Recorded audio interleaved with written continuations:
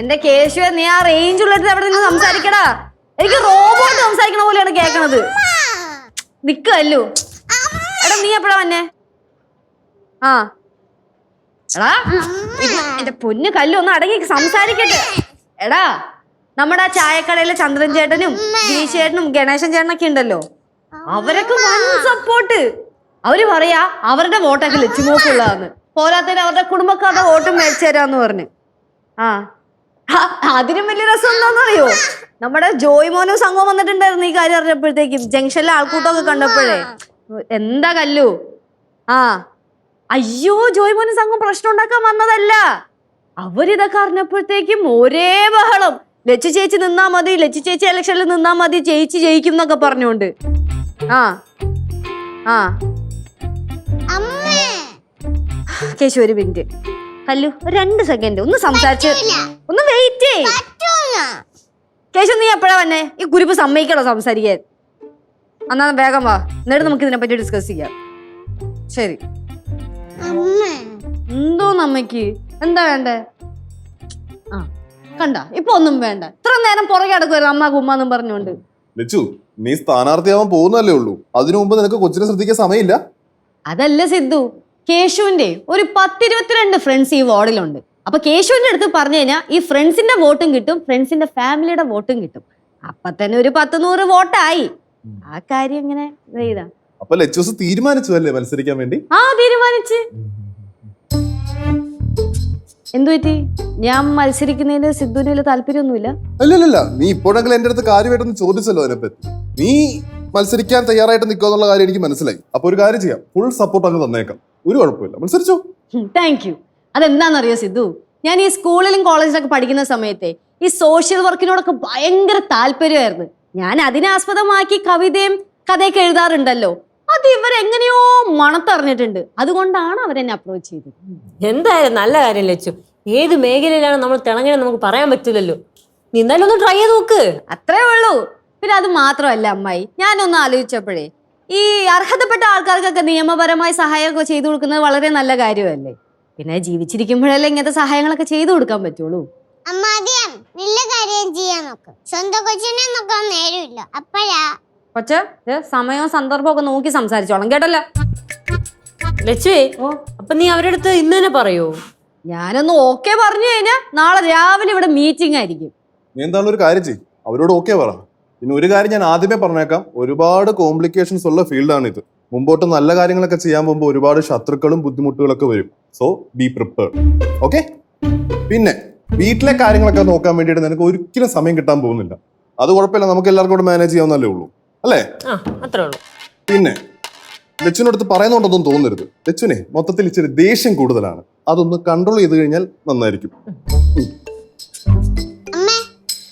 വീട്ടില് ദേഷ്യപ്പെടുന്ന പോലെ നട്ടിലും ദേഷ്യപ്പെട്ടല്ലേ നല്ല അടിയുള്ളൂ.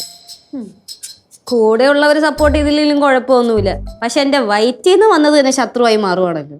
ഞാൻ കാര്യം പറയുന്നതാ. ശരി, അമ്മ കേട്ടോളാം. പോരെ? അമ്മ ധൈര്യമായിട്ടില്ലമ്മേ, അമ്മ ജയിക്കും. അമ്മക്ക് ഞാൻ പൊട്ടിയ. അപ്പൊ കല്ലുണ്ട് ഓട്ടം നിനക്ക് കിട്ടിയേ.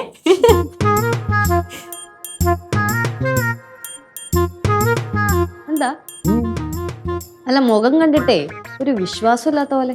ലജുസേ, എനിക്ക് നിന്നിൽ നല്ല വിശ്വാസമുണ്ട്. പിന്നെ ഈ സ്വതന്ത്ര സ്ഥാനാർത്ഥി എന്നൊക്കെ പറയുമ്പോ അത്യാവശ്യം കാശ് കയ്യിൽ നിന്ന് ഇറങ്ങുമായിരിക്കും അല്ലേ? അതിനല്ലേ മോനെ നീ. അല്ല ലച്ചു, നീ ഓക്കെ പറഞ്ഞാലേ നിന്നെ സപ്പോർട്ട് ചെയ്യാന്ന് പറഞ്ഞവരൊക്കെ കൂടെ നിൽക്കുമെന്ന് ഉറപ്പല്ലേ? മോളൊന്ന് മൂളിയാ മതി, കട്ടയ്ക്ക് സപ്പോർട്ട് എന്നാണ് അവര് പറഞ്ഞത്. ആണല്ലേ? എന്നാ പിന്നെ കുഴപ്പമില്ല. അങ്ങനാണെങ്കിൽ ഓക്കെയാ. ലച്ചു, നീ എന്തായാലും മത്സരിക്കാന്നങ്ങ് പറ, ബാക്കിയൊക്കെ നമുക്ക് നോക്കാം. പറയാല്ലേ? ഓക്കെ, ഞാൻ ഡീൽ ചെയ്തിട്ട് വരാം.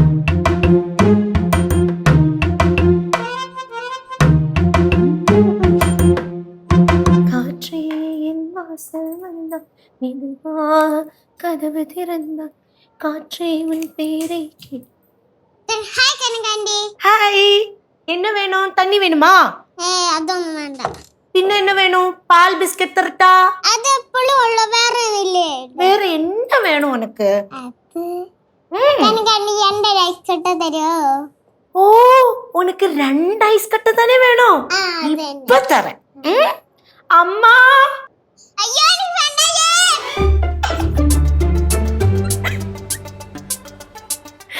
അച്ചടാ പാവം. എന്തുവാ കനകം വിളിച്ചേ? ஒன்றும் இல்லம்மா, கல்லு வந்து 2 ஐஸ் கட்டை கேட்டா, அப்போ நான் கூப்பிட்டேன் உங்களை. എന്നിട്ട് കൊടുത്തോ? ஆ, கொடுக்க மாட்டேன், உங்களை கேட்டு தானே கொடுக்க முடியும். എന്നിട്ട് ഇപ്പൊ ആളെന്തിയേ? அங்க போயிட்டா. ആ, ഒന്നാമത് ജലദോഷമാ, ഒന്നും കൊടുക്കൊന്നും ചെയ്യല്ലേ. இல்ல. അമ്മൂമ്മേ ആ, അമ്മൂമ്മേ, എന്താക്കളെ? പാർട്ടിക്കാരില്ലേ അവര് വിളിച്ചിട്ടുണ്ടായിരുന്നു. അവർക്ക് ഇന്ന് തന്നെ എന്റെ തീരുമാനം അറിയണമെന്ന്, ഞാൻ ഇലക്ഷന് നിൽക്കുന്നുണ്ടോ ഇല്ലയോ എന്ന് അറിയാൻ. അല്ല മക്കളെ, ഇനി മോള് നിന്ന് ജയിച്ചു കഴിയുമ്പോ ആർക്കെങ്കിലും ശത്രുത വല്ലതും ഉണ്ടാവോ? എന്ത് ശത്രുത? എത്രയോ സ്വതന്ത്ര സ്ഥാനാർത്ഥികൾ നിന്ന് ജയിച്ചിട്ടുണ്ട്. എല്ലാരും കൂടെ എന്റെ പേരൊന്ന് സജസ്റ്റ് ചെയ്തല്ലോ, അതാണ് എനിക്ക് അത്ഭുതം. ആ ഞങ്ങൾക്കും. മക്കളെ, നിന്ന് ജയിച്ച് മെമ്പറൊക്കെ ആയി കഴിഞ്ഞാലേ എത്ര രൂപ ശമ്പളം കിട്ടുമായിരിക്കും? ഒരു 10,000 രൂപ കിട്ടുമായിരിക്കും. പിന്നെ ഇത് സോഷ്യൽ സർവീസ് അല്ലേ അമ്മ, നമ്മൾ പൈസയൊക്കെ നോക്കുന്നു. പിന്നെ ട്രാവൽ അലവൻസ് ഒക്കെ കിട്ടും. അല്ല, ഒരു ഗതിയില്ലാതെ നിന്നവരെ ഇലക്ഷനിൽ നിന്ന് ജയിച്ച് മെമ്പർമാരൊക്കെ ആയിട്ട് വലിയ കോടീശ്വരന്മാരായ ചരിത്രവും ഉണ്ട്. ഈ അമ്മൂമ്മ എന്തോന്നൊക്കെയാ അമ്മൂമ്മ പറയുന്നേ? ഞാൻ അങ്ങനത്തെ മെമ്പർ ഒന്നുമില്ല, എനിക്ക് അങ്ങനത്തെ പൈസയുടെ ആർത്തിയും ഇല്ല.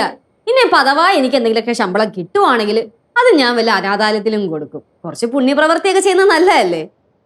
அப்படின்னா லெச்சு, இப்படி நின்னா பத்தாது, நம்ம எல்லா வீட்லயும் ஏறி எல்லாவர்கிட்டயும் போய் വോട്ടെല്ലാം കേൾക്കണം. കേൾക്കണം, എല്ലാ വീട്ടിലും കയറി പറയണം. പിന്നെ അവരറിഞ്ഞിരിക്കേണ്ട വേറൊരു കാര്യം കൂടി ഉണ്ട്. എനിക്ക് ഒന്നാമത് ഈ ഫീൽഡിൽ നിന്ന് വലിയ എക്സ്പീരിയൻസ് ഒന്നുമില്ല, പക്ഷെ ചെയ്യുന്ന കാര്യങ്ങൾ ആത്മാർത്ഥതയോടെയും സത്യസന്ധതയോടൊക്കെ ചെയ്യുമെന്ന് എനിക്ക് അവരെ തെളിയിക്കണം. സ്ഥാനാർത്ഥി പോലും ആയിട്ടില്ല, ജയിച്ചോളാ സംസാരം. അത് ശരിയാണല്ലോ ചേ, നമ്മൾ എതിർ സ്ഥാനാർത്ഥികളെ വില കുറച്ച് കാണാൻ പാടില്ല. എന്നാലേ ലച്ചുവിനെ സ്ഥാനാർത്ഥിയാക്കാനുള്ള കാര്യം എന്തോന്ന് എത്ര ആലോചിച്ചിട്ട് എനിക്ക് മനസ്സിലാവുന്നില്ലെന്നേ. എൻ്റെ അമ്മൂമ്മ, ഈ നാട്ടുകാരുടെ ഇടയിലേ നമ്മുടെ കുടുംബത്തിന് ഒരു വിലയും ബഹുമാനവും ഒക്കെ ഉണ്ട്. ഇവിടുത്തെ നാട്ടുകാർക്ക് എന്ത് പ്രശ്നം വന്നാലും മുമ്പിൽ നിൽക്കുന്നത് ആരാ? നമ്മുടെ കുടുംബമാണ്. പോരാത്തത് ഞാൻ തന്നെ എന്തോരം കാര്യങ്ങൾ ഇവിടെ ചെയ്തേക്കുന്നു. ഞാൻ അംഗനവാടിയിലെ പിള്ളേരൊക്കെ പഠിപ്പിക്കാൻ പോയില്ലേ. പിന്നെ ഞാൻ എൻ്റെതായ കുറെ കഴിവുകളുണ്ട്. ഞാൻ ഡാൻസ് കളിക്കും, പാട്ട് പാടും, കഥ എഴുതും, കവിത എഴുതും.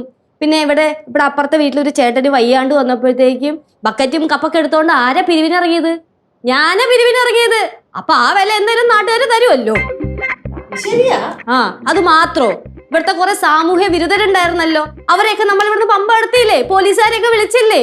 പിന്നെ ഷിബുവിനെ നമ്മൾ നേർവഴിക്ക് കൊണ്ടുവന്നില്ലേ, ഇല്ലേ? അതൊക്കെ നല്ല കാര്യമല്ലേ? അപ്പൊ ഈ കാര്യങ്ങളൊക്കെ ചെയ്തപ്പോഴത്തേക്ക് അവർക്ക് തോന്നിക്കാണും ലച്ചുവിന് സ്ഥാനാർത്ഥിയാക്കിയാൽ കൊള്ളാവുന്ന്. അതുകൊണ്ടായിരിക്കും. ചേച്ചി പറഞ്ഞ എല്ലാം നല്ല കാര്യം, നമ്മുടെ കുടുംബത്തിലെ ചീത്ത കാര്യം പറഞ്ഞാണ്ടല്ലോ. പൊന്നുമോളെ തൽക്കാലം അങ്ങോട്ടേക്ക് കടക്കണ്ട, അത്രേ ഉള്ളൂ. മക്കളെ, സിദ്ധു എന്തോ പറഞ്ഞു? ഞാൻ എന്ത് തീരുമാനം എടുത്താലും സിദ്ധുവിനെ ഓക്കെ അമ്മൂമ്മ. സിദ്ധു എന്റെ അടുത്ത് പറഞ്ഞു, നീ പാർട്ടിക്കാരെ വിളിച്ച് നിനക്ക് ഓക്കെ ആണെന്നൊക്കെ പറയാൻ. പക്ഷെ ഉണ്ടല്ലോ, ഞാൻ അങ്ങോട്ട് വിളിക്കുന്നതിന് മുന്നേ അവരെന്നെ ഇങ്ങോട്ട് വിളിച്ച് കാര്യങ്ങളൊക്കെ പറഞ്ഞു. അത് കേട്ടപ്പോ ഉണ്ടല്ലോ ഇത് രോമാഞ്ചം. ഇതുവരെ ഞാൻ അവരെ വിളിച്ച് ഓക്കെ പറഞ്ഞില്ല. ഈ രോമാഞ്ചമൊക്കെ ഒന്ന് താന്നിട്ട് ഓക്കെ പറയാന്ന് വിചാരിച്ചു. ചേച്ചിക്ക് ഇപ്പൊ നല്ല പേരൊക്കെ ഉണ്ട്, ഇനി ജയിച്ചിട്ട് ആ നല്ല പേരില്ലാതാക്കല്ലേ. കാലുമടക്കി ഒരു തൊഴിയെന്നുണ്ടല്ലോ, ആ പാറവിടെ പോയി കിടക്കും. എന്തൊരു നെഗറ്റീവാണ് ഈ കൊച്ചി. മിണ്ടാതിരി പാറു, വാർഡ് മെമ്പറിനോട് അങ്ങനൊന്നും പറയാൻ പാടില്ല. എന്താ പറഞ്ഞേ?